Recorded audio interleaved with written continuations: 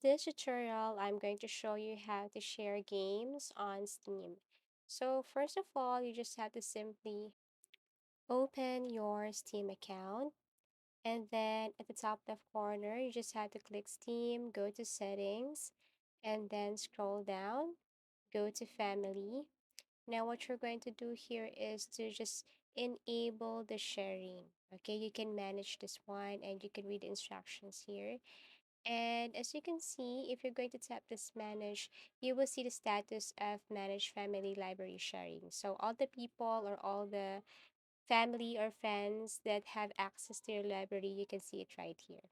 Okay, so if you allow or if you want to allow people to have access to your library, you can just simply turn this one on here. Then you will see that you can add at least five account, okay, on your library.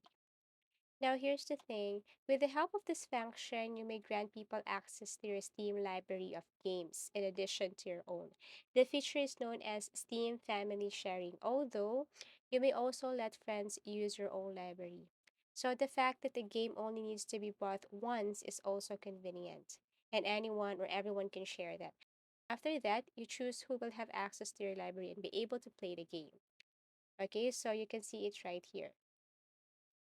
Now, so actually, if you're the one who borrowed a game, then you can see it right here. When you click that game, you will see the person who really owns this game. I mean, who has the original copy of this game. Same as your family members or your friends. If they look at your library, they will be also notified that you're the one who's the owner of this game. Something like that. Okay, and now there are some questions like can you play the same game from the same library at the same time? So the answer for this is no. Another question is can you play a different game from the same library at the same time? The answer is also no. Your friends or family members can turn on Steam Family Sharing for you if they have a game you'd want to play. Open their library to do this, send a request if you enjoy a particular game, click play, and then request access. Same thing also if they want to play a game from your library.